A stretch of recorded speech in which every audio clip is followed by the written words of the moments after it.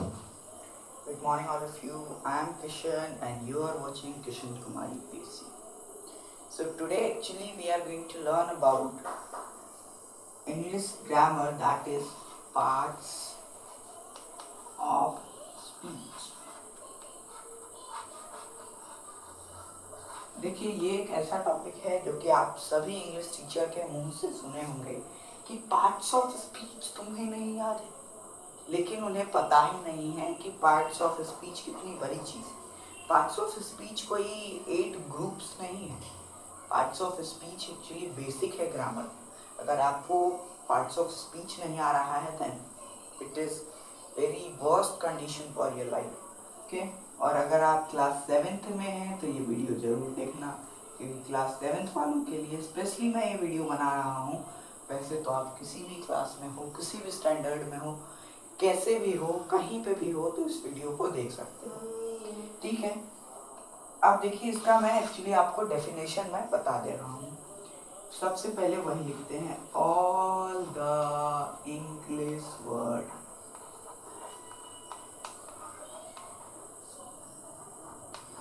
एक copy pen pencil लेकर जरूर बैठें। Are divided into 8 groups called parts of speech। ठीक है, वो आगे लिख रहे हैं। क्या मैंने लिखा है? All the English words are divided into 8 groups called parts of speech। देखिए, all the words coming out from our mouth, we can also say all the words that are coming out from our mouth are belongs to one of the category of these 8। ठीक है, जो भी word मैं अभी बोल रहा हूँ, मैंने वर्ड बोला, मैंने ऑल बोला, मैंने द बोला, मैंने और भी कुछ बोला, तो मैं जो भी बोल रहा हूँ वो सभी किसका पार्ट है? एक सेकेंड।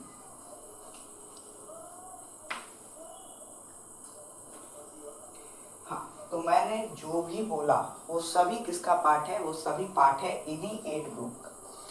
मैंने जो भी वर्ड बोल रहा हूँ ना, वो सभी इसी एक कैटेगरी से बिलोंग कर रहा है, बाकी और कहीं से बिलोंग नहीं कर रहा है। तो सोचो, अगर आपको ये 8 कैटेगरी पता चल जाए तो दुनिया का आप किसी भी कोई भी वर्ड है उसे आप इजीली जान सकते हो, इजीली समझ सकते हो। मैं ऐसा तो नहीं कहूँगा कि आपका वोकैबुलरी बढ़ने वाला है या कुछ ऐसा नहीं, लेकिन हाँ, आपका वोकैबुलरी उस स्तर पर बढ़ेगा जब आप जैसे सुनोगे कि राइवल्स मतलब क्या होता है।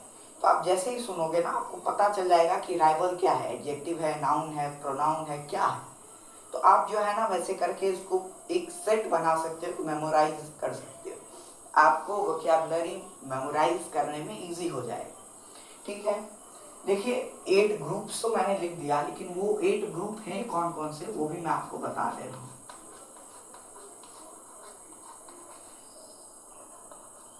मैंने अपने अभी तक के लाइफ में बहुत सारे ऐसे बच्चों को देखा है जिन्हें ये 8 ग्रुप्स तो पते होते हैं, लेकिन ये पार्ट्स ऑफ स्पीच के पार्ट हैं वो उन्हें नहीं पते होते। तो देखते हैं आप किस ग्रुप से बिलोंग करते हैं। देखिए, नाउन, नाउन फर्स्ट पार्ट है, प्रोनाउन, वर्ब, एडवर्ब, अभी सब समझेंगे, एक एक करके सब समझेंगे। प्रीपोजिशन,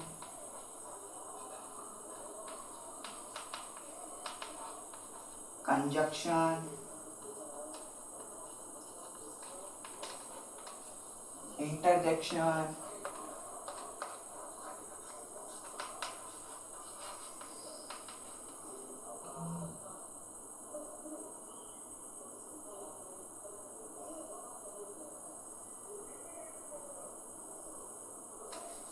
चलिए देखिए, ये 8 हैं, मैं आपको ये समझा रहा हूँ।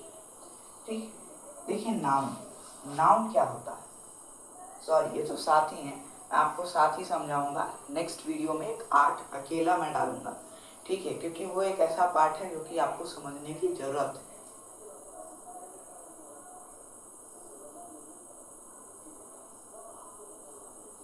देखिए नाउन, नाउन तो हम सभी लोग जानते हैं कि सभी नेमिंग वर्ड्स को नाउन करते हैं। क्या कहते हैं? नेमिंग वर्ड्स को नाउन करते हैं। जितने भी नेमिंग वर्ड्स होते हैं वो सभी नाउन होते हैं। मैंने कहा Ram, noun. Shyam, noun. Table, noun. Chair, noun.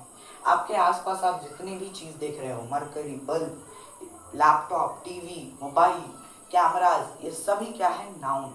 क्या है? नाउन है। ठीक है, तो name of a person, place, animal, things are known as noun. Noun तो सभी बच्चों को पता है। बात कर लेते हैं प्रोनाउन। प्रोनाउन में कुछ बच्चों को प्रॉब्लम होता है, क्योंकि बच्चे जो है प्रोनाउन और प्रीपोजिशन क्या कर लेते हैं? मिक्स कर लेते हैं। नहीं, बोथ आर अलग, both are different. pronoun is something different and preposition is something different। देखिए प्रोनाउन ऐसी चीज, प्रोनाउन, प्रोनाउन को पहले तोड़ते हैं। प्रो प्लस नाउन, ठीक, नाउन। तो नाउन के बदले जो आए, प्रो मतलब बदला, यहां पर प्रो का मतलब क्या हो जाता है? बदले में।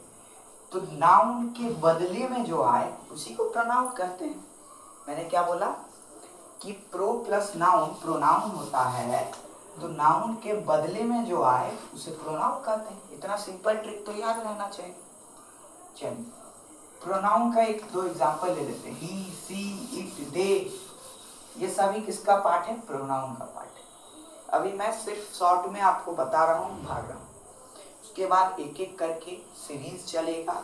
उस सीरीज में फर्स्ट वीडियो नाउन का बनेगा, सेकंड प्रोनाउन बन, 60 वीडियो में बनाऊंगा। उसके बाद 8वें के लिए एक अलग वीडियो में बनाऊंगा। ठीक है। वर्ब, वर्ब देखिए वर्ब क्या होता है? वर्ब हम लोगों ने बचपन में पढ़ा था एक्शन वर्ड। क्या पढ़ा था? Action word. एक्शन वर्ड देखिए क्या होता है? जो भी काम हम लोग करते हैं, पढ़ाना, लिखना, फेंकना, सीखना, नाचना, गाना, बोलना, ये सब क्या है? कोई ना कोई काम है। बैठना, सोना, यहाँ तक कि सोना भी एक काम है। इसका मतलब क्या है? जितने भी काम कर रहे हैं लोग वो सभी क्या है? वर्ब है। ठीक है। और आपको मैं बता दूं, subject plus verb plus object sentence का क्या होता है? मेन फॉर्म होता है। अगर इसमें से कोई एक निकल जाए तो सेंटेंस नहीं बन सकती है। ठीक है, हालांकि ये अलग चीज है, ये अलग बात है, अलग वीडियो में करेंगे। एडवर्ब की बात कर लेते हैं। देखिए अब एडवर्ब को तोड़ते हैं। Adverb, ad plus verb. ठीक, तो वर्ब को, वर्ब के बारे में जो ऐड करता हो उसे ही एडवर्ब बोलेंगे। मतलब क्या? जो वर्ब के बारे में ऐड करता हो उसे ही एडवर्ब बोलेंगे। छोड़िए, मैं आपको 8वां भी रिवील कर देता हूँ। 8वां था एडजेक्टिव, इसीलिए मैंने नहीं लिखा था। एडजेक्टिव को इसीलिए मैंने नहीं लिखा था क्योंकि जब मैं एडवर्ब पढ़ाऊंगा उसी के साथ एडजेक्टिव हो जाएगा। देखिए एडवर्ब क्या होता है? एडवर्ब, एडवर्ब मतलब वर्ब के बारे में जो ऐड करता है, ज्यादा इंफॉर्मेशन देता है, हमें क्वालिफाई करता है वर्ब के बारे में। ही रैन स्लोली, वो भागता है, लेकिन कैसे भागता है? तो स्लोली भागता है। तो भागना क्या है? वर्ब है। और वर्ब के बारे में जो डिस्क्राइब किया, स्लोली, धीरे, ये क्या है? एडवर्ब है। अब बच्चे एडवर्ब और एडजेक्टिव को मिक्स करते हैं। एडजेक्टिव क्या होता है कि नाउन और प्रोनाउन की जो विशेषता बताता है उसे एडजेक्टिव कहते हैं, और जो वर्ब की विशेषता बताता है उसे एडवर्ब कहते हैं। तो जब आप एडवर्ब देखो ना तो ऐसे कर दो, तोड़ दो, एड प्लस वर्ब, तो वर्ब के बारे में जो ऐड करता है उसी को एडवर्ब कहते हैं। एडजेक्टिव, एड प्लस जेक्टिव, जेक्टिव मतलब नाउन या प्रोनाउन, यहाँ मान के चल रहे हैं। जेक्टिव मतलब क्या? नाउन या प्रोनाउन। तो नाउन या प्रोनाउन के बारे में जो ऐड करता है उसे एडजेक्टिव बोलते हैं। तो एडजेक्टिव और एडवर्ब दोनों कंप्लीट। इसके बारे में आपको दूसरा डिटेल्ड वीडियो मिल जाएगा, सो प्लीज बी पेशेंट। देखिए कीप पेशेंस। प्रीपोजिशन, प्रीपोजिशन इसको भी तोड़ेंगे। हर एक चीज को तोड़ तोड़ के समझें, क्योंकि देखिए इतना हार्ड इंग्लिश को बना दिया गया है कि क्या प्री प्लस पोजीशन, ये क्या दिखाता है, ये एक ऐसा वर्ड है ना जो कि अपने वर्ड में ही उसके काम को रख लेता है। पोजीशन मतलब नाउन या प्रोनाउन के पोजीशन के बारे में बताता है। प्री मतलब नाउन या प्रोनाउन के पहले आता है। तो नाउन या प्रोनाउन के पहले आकर जो उनके पोजीशन को बता दे उसे ही क्या कहते हैं, प्रीपोजिशन कहते हैं। मतलब प्री में आकर के पोजीशन बता दे उसे ही प्रीपोजिशन कहते हैं। जैसे कि the chalk is kept on the table, on क्या है, ऑन प्रीपोजिशन है क्योंकि ये हमें बता रहा है कि टेबल पर चौक रखा है, टेबल पर चौक रखा है। The duster is in my hand, in my hand, in क्या है, प्रीपोजिशन है। क्यों, क्योंकि ये बता रहा है कि मेरे हाथ में क्या है, डस्टर है। तो ये प्रीपोजिशन भी हो गया। कंजंक्शन, देखिए कंजंक्शन को लिंकिंग वर्ड भी कहते हैं। कंजंक्शन एक ऐसे वर्ड होते हैं जो कि दो फ्रेजेस को, दो क्लॉजेस को, दो सेंटेंसेस को ईच अदर में ज्वाइन करते हैं। फॉर एग्जाम्पल इफ और मेनी, देखिए हम लोग जोड़ते हैं ना, I like coffee and T. तो देखिए ये अलग सेंटेंस बन सकता था, I like coffee, I like T. अगर यहाँ एंड नहीं होता तो हम लोग यही लिखते I like coffee, I like T. बहुत अटपटा लगता है, हमारी जो भाषा है, हमारी जो लैंग्वेज है, हमारी जो बोली है वो अटपटी लगती। उसमें अट्रैक्शन डालने के लिए, उसको और सुंदर बनाने के लिए हम लोगों ने कंजंक्शन को लाया। कंजंक्शन क्या करता है कि दो, अगर सेम सब्जेक्ट है, सेम ऑब्जेक्ट है, सेम चीज की बात होती है तो दो सेंटेंस को एक दूसरे से क्या करता है, जोड़ देता है। क्या करता है, जोड़ देता है। जैसे कि I like coffee, I like T, दो सेंटेंस था लेकिन उनको जोड़ करके क्या बना दिया, I like coffee and T. तो यही कंजंक्शन है, ठीक है। कंजंक्शन, कंजंक्शन मतलब क्या, कनेक्टिविटी जो करता है। कंजंक्शन मतलब कनेक्टिविटी करने वाला जो जंक्शन है उसे ही कंजंक्शन बोलते हैं, ठीक है। इंटरजेक्शन, इंटरजेक्शन को हिंदी में विस्मयादिबोधक कहते हैं, विस्मयादिबोधक वाक्य जिसमें कि एक्सक्लेमेटरी मार्क लगता है।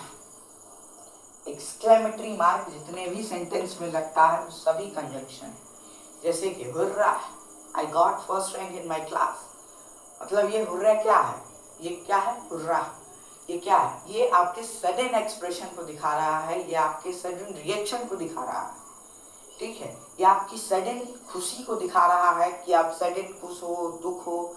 सेंटेंस में क्या कर रहा है, आपके भाव को डाल रहा है, ठीक है। इसीलिए इसका कंजंक्शन का हम लोग यूज करते हैं। वाह व्हाट्स अ सरप्राइज, हम लोग ऐसे वाह व्हाट्स अ सरप्राइज, क्या सरप्राइज है, वाह। तो ये जो वाव है ये कहाँ से आया, ये कंजंक्शन है जो कि हमारे सडन रिएक्शन को दिखा रहा है, सडन एक्सप्रेशन को दिखा रहा है कि वाह, मतलब हम लोग खुशी हैं, बहुत ज़्यादा खुश हैं। और एडजेक्टिव मैंने समझा दिया। तो फिर से एक समरी ले लेते हैं छोटा सा फॉर्म में इस चैप्टर का, बहुत अटपटा हो गया। और ये समरी जरूर लिखना, अगर आप के पास पेन और पेंसिल है तो ये समरी जरूर लिखना। देखिए parts of speech, parts of speech के पार्ट्स कितने हो गए, टोटल 8, कितने 8, 1 2 3 4, 8 पार्ट हो गए, ठीक है। Noun, pronoun, verb, adverb, preposition, conjunction, interjection, adjective, ठीक ठीक। नाउन, नाउन क्या होता है, नेमिंग वर्ड होता है। मैं नीचे आपको यहाँ लिख दे रहा हूँ कि नाउन क्या होता है, नेमिंग वर्ड होता है। प्रीपोजिशन क्या होता है, प्री प्लस पोजीशन होता है, ठीक। वर्ब क्या होता है, तो एक्शन वर्ड होता है। जितना भी मैंने वर्ड बताया वो आपने नीचे लिख रहा हूँ। एडवर्ब क्या होता है, तो एड प्लस वर्ब होता है। इससे आपको याद आ जाएगा क्या होता है। प्रीपोजिशन क्या होता है, तो प्री प्लस पोजीशन होता है। कंजंक्शन क्या होता है, तो कनेक्टिंग जंक्शन होता है, कनेक्टिंग जंक्शन होता है। ये क्या होता है, एक्सप्रेशन होता है। और ये क्या होता है, ये एडजेक्टिव है, ये एड प्लस जेक्टिव होता है, एड प्लस जेक्टिव होता है। ये हमें सेंटेंस में नाउन या प्रोनाउन के बारे में इंफॉर्मेशन देता है। तो यही था आज का पूरा आपका सारांश, यही था आपका आज का पूरा समरी। ठीक है, thank you all of you. अगर मजा आया हो वीडियो देख के, इस वीडियो में आप पार्ट्स ऑफ स्पीच पूरा आपका क्लियर है। ठीक है, मैंने आपको इतने सारे ट्रिक्स बता दिए, बस आप प्रैक्टिस पेपर कहीं से लाओ, कहीं से बनाओ। मैं कोशिश करूंगा कि प्रैक्टिस पेपर भी आपको दूं, लेकिन अगर नहीं मिलती है आपको प्रैक्टिस पेपर मेरे पास से, तो आप कहीं और भी बहुत गूगल वगैरह पे मिलता है, प्रैक्टिस पेपर लो और जो भी मैंने इंफॉर्मेशन बताए हैं, जो भी मैंने ट्रिक्स बताए हुए, उस ट्रिक्स को यूज करके देखना, आपको बहुत अच्छा लगेगा। ठीक है, thank you all of you.